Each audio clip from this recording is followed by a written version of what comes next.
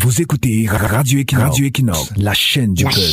La chaîne du peuple. Bonjour, éboulement de Mbankolo et des morts qu'on aurait pu éviter, le cirque des cyniques. Aujourd'hui, comme toujours, c'est le bal des apparatchiks du renouveau après coup. La compassion, c'est quand les gens ont fini de crever la mort. Lorsque les familles sont en train de pleurer leurs proches, lorsque la République a fini de perdre gratuitement ses enfants, c'est à ce moment que tout le monde réalise que nous sommes dirigés par des gens qui ont pitié de nous, des gens qui peuvent pleurer avec nous, compatir, partager nos souffrances. C'est toujours après coup. On attend qu'il y ait d'abord des morts pour venir après pleurer avec le peuple. On attend d'abord que le pire arrive pour venir après montrer comment on a le cœur de la Sainte Vierge Marie ou de Mère Teresa. On attend d'abord qu'il y ait des dizaines, des milliers de morts pour venir démontrer que l'État est rapide dans la riposte. Le bal des larmes de crocodile, le bal des larmes des hypocrites et des manipulateurs, le bal des opportunistes politiques. C'est toujours comme ça depuis qu'on les connaît. Des interventions après coup. Devant les micros et caméras, on vient organiser des danses politiques sur des dépouilles. Une république des humanistes opportunistes, un peu de rigolade sur les morts, ils en ont besoin. Ce n'est que dans l'au-delà qu'ils confirmeront le cœur tendre de ceux qui organisent et entretiennent les conditions de la mort facile. Ezeka, Nkwaché, crise anglophone, crise de Boko Haram, accidents évitables sur des routes qui prédisposent à la mort, incendie dans les marchés et villages, épidémies, ce sont toujours des compassions post-mortem. On attend toujours qu'il y ait d'abord des morts avant de démontrer son humanisme. On ose pleurer la vraie comédie funeste. Les autres appellent cela la comédie de la tragédie, la mise en scène de la tragédie ou alors la comédie politique basée sur la tragédie. De toutes les façons, à chacun le choix de son expression. C'est quoi un État-nation? Un État où le gouvernement est en phase avec les gouvernés. C'est quoi une nation? C'est une population d'un État mu en communauté, et qui dit communauté dit lien affectif entre les membres, et qui dit lien affectif dit amour, solidarité et compassion. Et chez nous alors,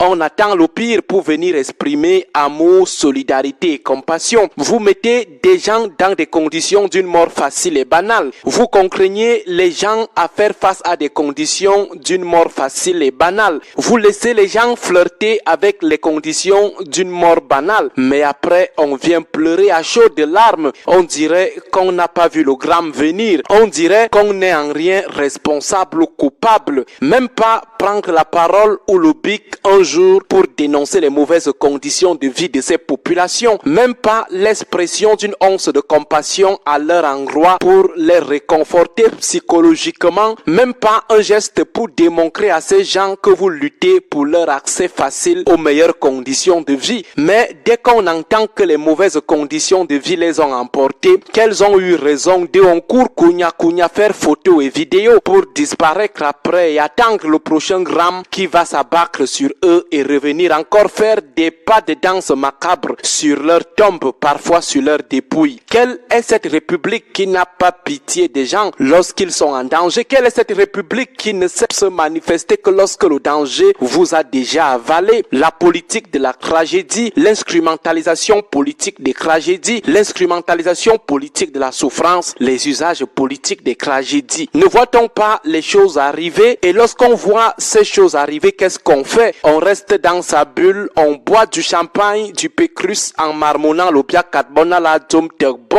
Les maigres voix qui veulent prendre la défense de cette population en danger, vous leur offrez la répression la plus cynique. Prison, filature, bastonnade, blocage des carrières, juste parce qu'ils attirent votre attention sur la mort imminente, sur la souffrance du peuple, juste parce qu'ils plaident pour une république des sensibles. Vous les passez à la potence. Mais lorsque le pire arrive, on court pleurer à chaudes larmes devant les caméras du monde entier. On promet monts et merveilles aux morts et à leurs familles, la tragédie politique quoi. Et ces condamnés à mort sociaux qui attendent calmement et respectivement leur tour pour goûter à la mort programmée, que font-ils aussi pour s'auto-défendre? Rien. Ils pleurent pour finalement dire que le pays est doux. Ils se lamentent pour après dire que le pays est doux. Et pourquoi parce que le tribalisme est plus fort que leur raison. L'égoïsme du je ne fais pas moi la politique ou de l'opportunisme politique a eu raison depuis fort longtemps. Ceux qui alertent sont des déstabilisateurs. Ceux qui appellent à l'humanisme sont des déstabilisateurs.